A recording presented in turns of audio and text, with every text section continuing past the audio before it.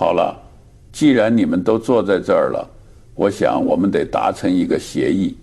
如果你是来这里寻找那种下周能翻10倍的加密货币代码，或者想听我预测下个季度的联邦基准利率是涨还是跌，那你可以关掉视频滚蛋了。我不需要你的关注，更不需要你的钱，那种东西是给傻瓜准备的。而华尔街最擅长的生意，就是把这种裹着糖衣的毒药卖给那些贪婪又懒惰的傻瓜。我今天坐在这儿，是因为我看到了一种似曾相识的疯狂。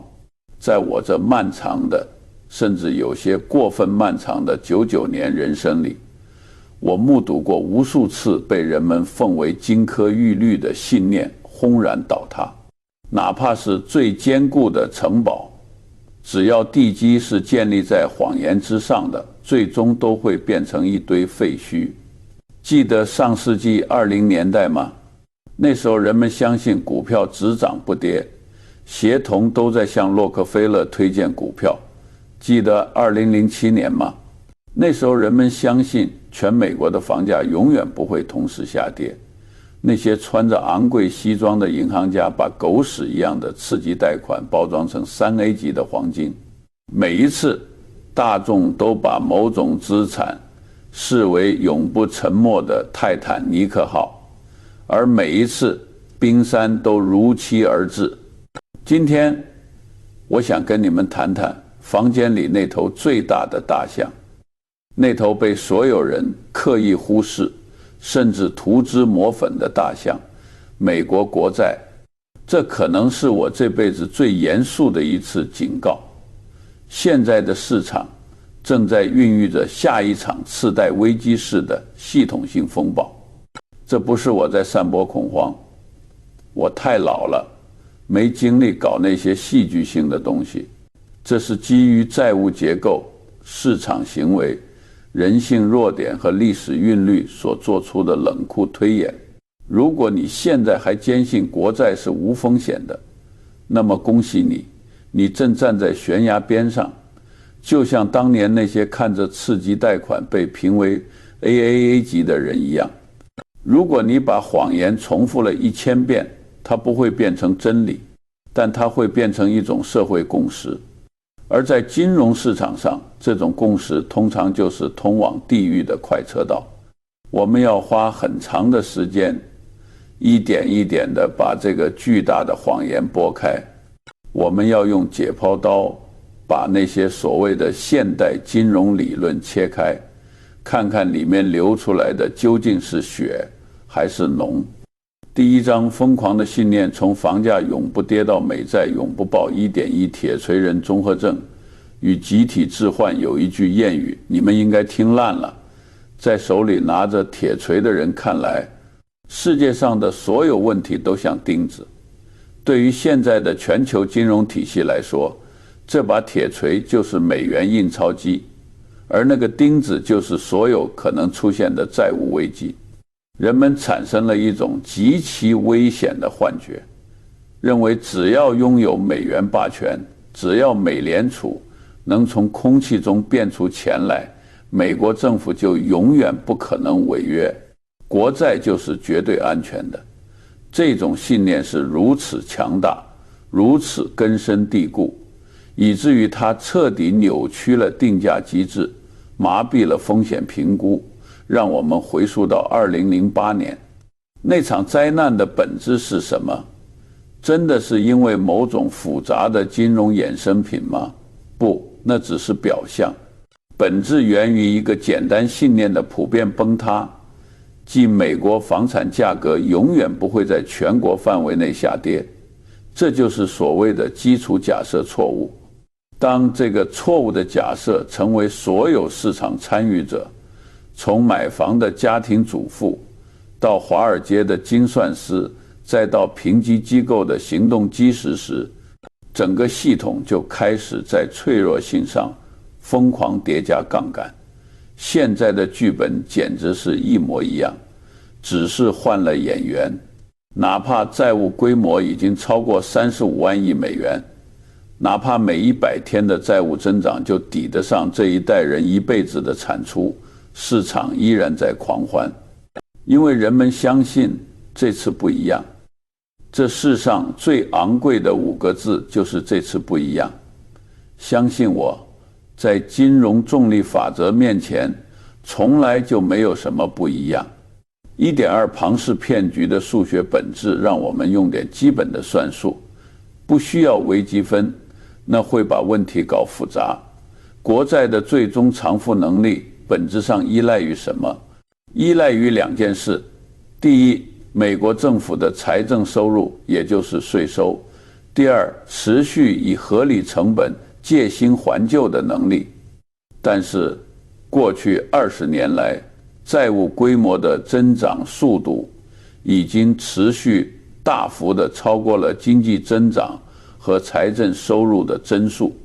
如果你经营一家杂货铺，你的收入每年增长2%，但你的债务每年增长10%，你会怎么样？你会破产。这不需要你是巴菲特就能算明白。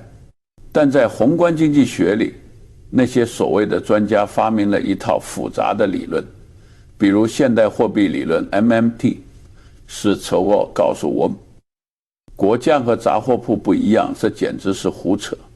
数学规律不会因为你是超级大国就对你网开一面。现在的系统之所以还没崩盘，是因为美联储作为最后买家这个角色，创造了一种需求永不枯竭的坚固假象，再加上全球央行、主权基金、商业银行出于监管要求，比如流动性覆盖率 LCR 必须持有这些国债，这些刚性购买力完美地掩盖了那个日益恶化的数学问题。这就像是什么？这就像是一个骗子在宴会上不断地把空盘子传给下一个人，只要音乐不停，只要盘子还在传，大家就都假装里面有食物。第2章有毒的生态比 CDO 更可怕的影子网络 2.1 复杂性是魔鬼的游乐场。如果你读过我的书，你就知道我极其讨厌复杂的东西。复杂的金融产品通常是为了让卖方赚取佣金，而不是为了让买方获利。在次贷危机中，这种有毒的资产叫 CDO 债务担保证券，银行家把垃圾一样的次级贷款分割、打包、重组，哪怕里面全是从来不还钱的酒鬼的房贷，只要切得够碎，就能骗过评级模型。现在在国债市场，一场更为宏大的安全幻觉正在被系统性制造，围绕美国国债衍生出了一个庞大的惊人的影子生态。隔夜回购、市场利率、互换国债期货、通胀保值债券衍生品，这个生态的规模和错综复杂的关联性已经达到了天文数字，甚至远超当年的 CDO 市场，而且它的透明度低得令人发指。如果你无法看懂一个金融产品的底层资产，那就不要买它。而在今天的国债衍生品市场，连上帝都看不懂那些互相嵌套的杠杆。2.2 风险的引力转移在这个生态系统中，每一个参与者都认为自己是安全的。为什么？因为他们持有的不是垃圾房贷，而是最安全的美国国债，或者以国债为抵押品。这就是问题的核心。在次贷危机里，有毒的是边缘资产穷人的房贷，而这一次有毒的不是边缘资产，而是核心抵押品国债。这就好比你建房子，2008年是房顶漏水了，虽然麻烦，但还没那么致命。现在是地基里的钢筋开始腐烂了。当整个全球金融体系都建立在国债绝对安全这个信念之上时，任何对其的轻微动摇，哪怕只是1/1000的怀疑，都可能引发比2008年更剧烈更直接的链式坍塌，系统变得如此复杂和互联，以至于当压力真正来临时，没有人能预测爆点会在哪里，也没人知道冲击会以何种路径传导。这与2007年夏天贝尔斯登旗下对冲基金倒塌前的情景在本质上如出一辙。当时大家都觉得那是小事，结果呢，1年后雷曼兄弟就没了。第3章，制度性腐败评级机构与盲目信仰皇帝的新衣，我们需要谈谈激励机制。我总是说，给我看激励机制，我就能告诉你结果。在2008年之前，3大评级机构标普、穆迪、惠誉是次贷泡沫的共谋者。他们为什么给垃圾债券 AA 评级？因为是发债的人给他们付钱。如果你不给好评，你就没生意做，就是这么简单。今天情况变了吗？完全没有。虽然美国国债的评级在过去几年被略微调降了，比如标普在2011年的行动，惠誉在2023年的行动，但市场几乎是以嗤之以鼻的态度无视了这些警告。投资者普遍认为评级机构的行动是政治性的、短视的，或者根本无关紧要。为什么？因为他们心中有一个神话，美元是世界储备货币，美联储不会允许国债违约。储备货币的诅咒，这种将一种资产的安全性与一个抽象、宏大且被认为永恒的制度概念储备货币地位永久绑定的想法，是极其危险的认知陷阱。在这个世界上，没有什么地位是永恒的。罗马帝国以为自己是永恒的，大英帝国以为日不落是永恒的。储备货币地位并非上帝赐予美国的礼物，它是历史进程中基于国力、财政纪律、经济活力、法治信誉和全球信任的产物。现在的美国财政纪律在哪里？当财政赤字成为常态，当政治功能失调导致债务上限谈判变成一种常态化的俄罗斯轮盘赌，当国家信誉被两党永无止境的边缘政策博弈持续侵蚀时，这个地位的基石就已经开始不可逆转的风化了。这就好比一个富二代还在挥霍祖辈留下的信誉遗产，他觉得自己永远不会破产，因为大家都认他的姓氏。但这种透支是有限度的，对于大型机构或体系大而不倒。基业长青的迷信是每一次危机前夕最普遍的群体心理，也是危机最具破坏性的助燃剂。回想一下，在次贷危机前夜，谁又曾真的相信拥有158年历史、看似坚如磐石的雷曼兄弟会倒闭呢？当时如果你说雷曼会倒，人们会把你送进疯人院。现在如果你说美债会出大问题，人们也会用同样的眼神看你。第4章，流动性的物理学，从空气到冰块相变理论。我想引入一个物理学模型。你们知道水结冰吗？在0.1度的时候，水还是流动的，一切都很正常。一旦温度降到-0.1度，瞬间所有的流动性消失了，变成了坚硬的冰，这就是相变。金融市场也存在相变。当前的美国国债市场被理所当然地描述为全球最深、流动性最好的金融市场。没错，这在正常情况下是事实，但在极端压力情境下呢，让我们看看2020年3月新冠危机初期发生了什么。那是这头巨兽的一次心肌梗塞。美国国债市场曾出现令人震惊的短暂流动性冻结，居然连最安全、期限最短的国债也一度找不到买家，收益率剧烈波动。那可是美国国债啊，全世界流动性最好的资产。在那几天里，只要你想卖，你发现居然没人接盘，最后是美联储不得不亲自下场，宣布无限量购买国债和 MBS， 才勉强恢复了市场功能。结构性脆弱与监管的副作用，这不仅仅是一次偶然的事故，这是一次预演，它揭示了一个致命的日益恶化的结构性弱点。这是好心办坏事的典型案例。2008年金融危机后，监管机构搞出了多德弗兰克法案和巴塞尔协议 II， 他们的初衷是好的，为了让银行更安全，但结果呢，银行和主要交易商持有国债库存，提供做事服务的能力与意愿都受到了限制。以前当市场恐慌抛售时，大银行会充当巨大的减震器，买入资产。现在因为监管限制，银行只能双手一摊，对不起，我也不能买，我的资产负债表满了。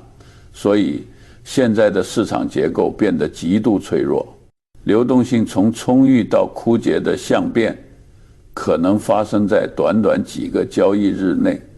届时你将亲眼目睹流动性如何从一种理所当然的资产属性瞬间转变为一种千金难买的稀缺资源。而缺乏流动性的安全资产在危机时刻就是不安全的。想象一下，你住在一个只有一扇门的电影院里，平时这扇门够大家进出，但一旦着火了，恐慌发生，成千上万人都想从这唯一的门挤出去，那会发生什么？踩踏。而这次的踩踏对象将是数以万亿计的美国国债。所有的流动性都是一种晴天时的幻觉，它就像是一个借给你伞的朋友，但在下雨的那一刻，他一定会把伞收回去。在上一部分，我们解剖了那个建立在集体置换上的国债泡沫。现在我们要进入更深层的领域，病理机制、触发扳机，以及最重要的解药。如果说第一部分是让你看清悬崖，那么第二部分就是教你如何找降落伞。价格信号的失灵，如果你学过一点微观经济学，你就知道价格是市场的信号灯。但在美国国债市场，这个信号灯已经被砸烂了。这源于过去15年美联储实施的一场极其危险的实验，长期人为低利率政策 ZERP 和量化宽松 QE， 这导致了一个令人费解的悖论，或者说一个巨大的谎言。一方面，美国政府的信用风险以债务占 GDP 比率衡量，已达二战以来的最高水平，且仍在攀升。另一方面，其长期借贷成本、长期国债利率在很长一段时间内却处于历史低位。市场传递给华盛顿的信息似乎是：嘿，我们不在乎你还得起还不起，我们只相信你永远有能力印出更多的美元。这种扭曲的价格信号反过来激励了政客们持续进行巨额财政赤字。因为融资的代价、利息支出看起来如此低廉，而花钱带来的政治收益选票却是立竿见影的。索罗斯的反身性与恶性循环，这让我想起了乔治·索罗斯那套反身性理论。虽然我不完全认同他的所有观点，但在这一点上他是对的。这是一个典型的反身性循环。低利率鼓励更多借贷，更多借贷削弱了长期的信用基础，最终你需要更高的利率来补偿风险，而更高的利率又让庞大的债务滚续变得不可能。当利率因结构性通胀不得不上升时，正如我们过去2年所经历的，利息支出本身就会呈指数级增长，它迅速成为预算中最大的单项支出之一，进一步恶化财政前景。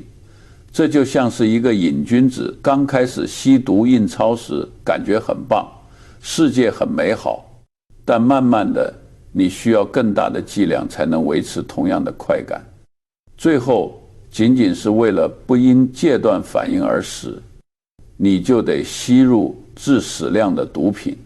这是一种集体选择的制度化的财务堕落。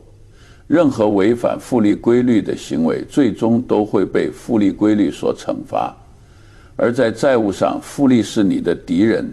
第6章多米诺骨牌触发危机的鲁拉帕鲁萨效应，我要引入一个我最喜欢的心理学模型——鲁拉帕鲁萨效应 （Lollapalooza Effect）。它的意思是几个相互关联的因素叠加在一起，产生了一个爆炸性的非线性结果。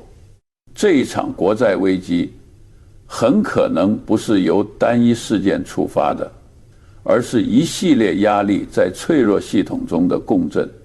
情景1：通胀的持久化与美联储的双重魔鬼困境市场现在还在幻想通胀是暂时的。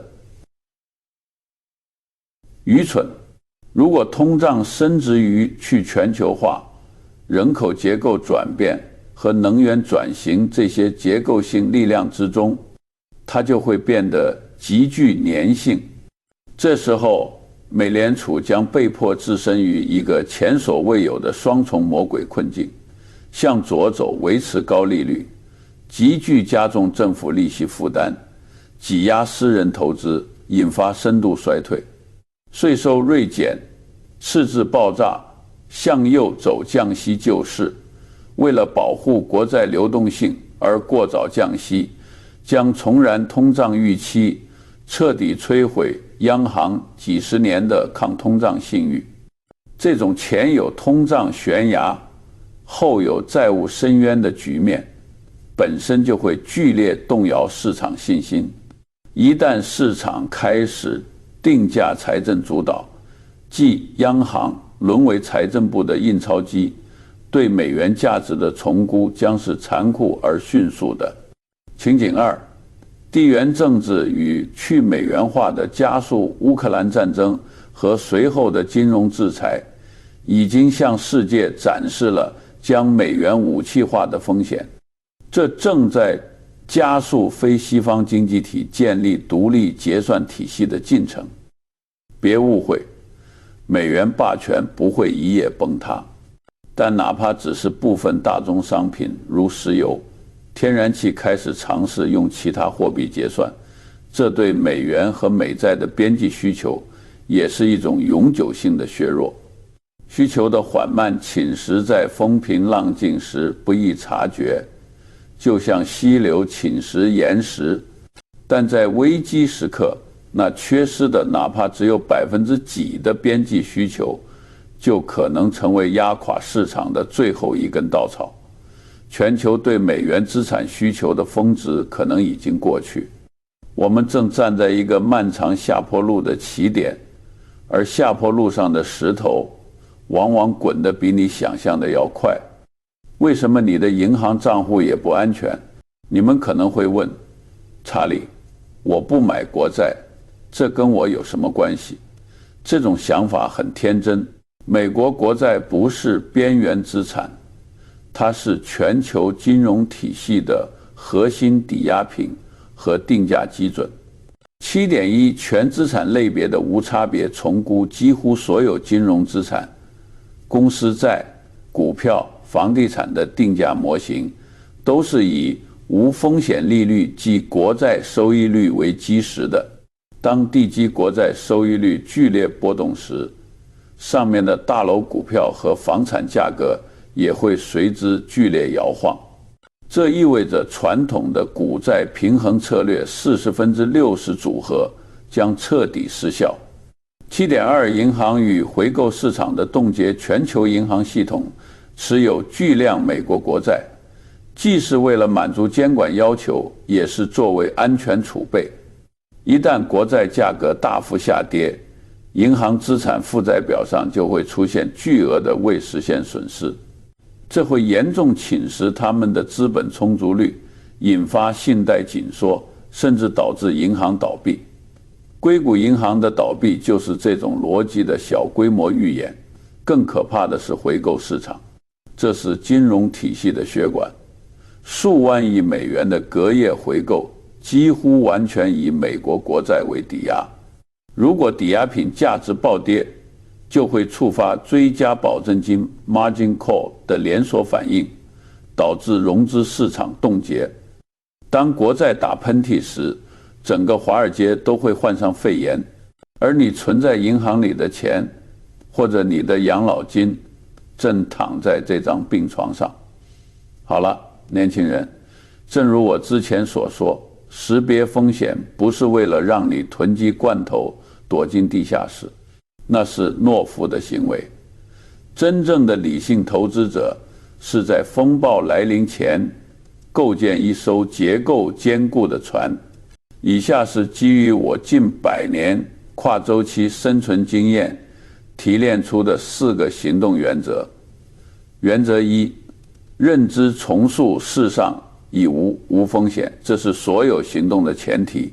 你必须在心智上彻底摒弃无风险资产这一陈旧概念。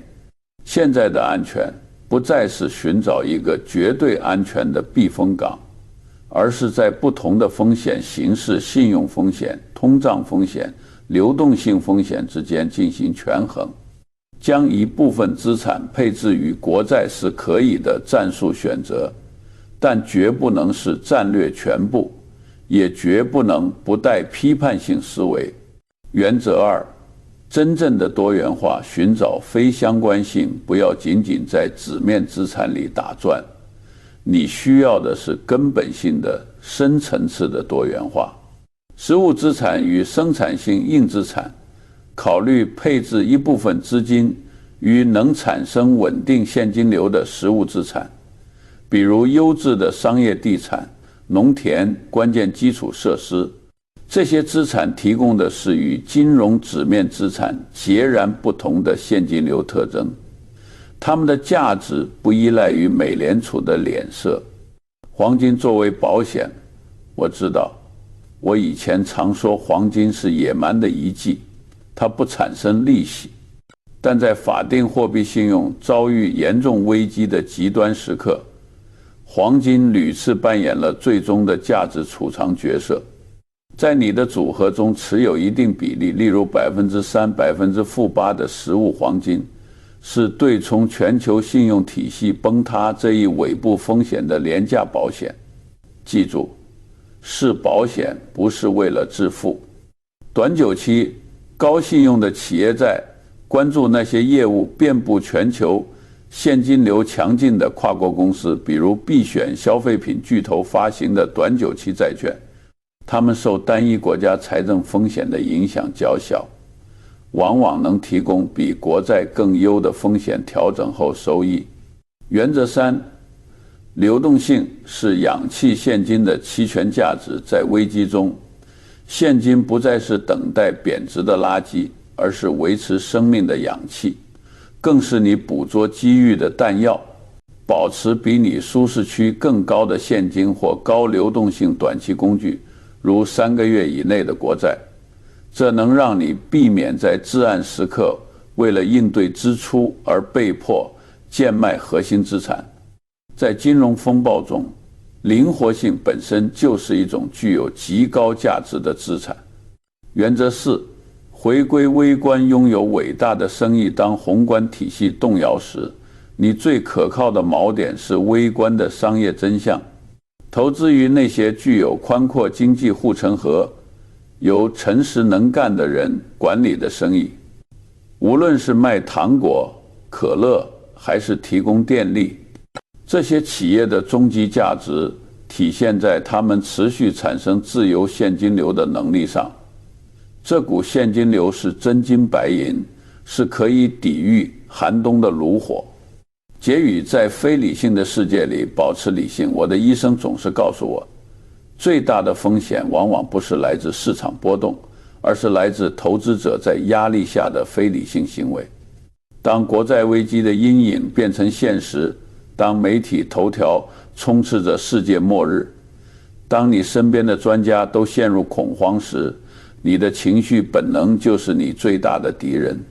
成功的长期投资85%归功于稳定的情绪和钢铁般的纪律，只有15%归功于分析智力。美国国债作为终极无风险资产的叙事，是这个时代最强大但也最危险的叙事之一。它违背了基本的数学原理，而凡是违背数学原理的事物，无论它的外表多么宏大，最终都会崩塌。我不知道那一天具体何时到来，也许很快，也许市场还会继续疯狂几年。但你的任务不是预测风雨，而是建造方舟，潮水退去，你才知道谁在裸泳。当那由全球信任和流动性幻觉构成的潮水真正退去时，我希望你不仅穿着得体的泳裤，还稳稳地站在你自己精心挑选、结构坚固的甲板上，准备迎接那些被冲上岸的珍宝。这需要超越眼前价格的远见，更需要在此刻，当阳光尚且明媚时，就开始行动的勇气与智慧。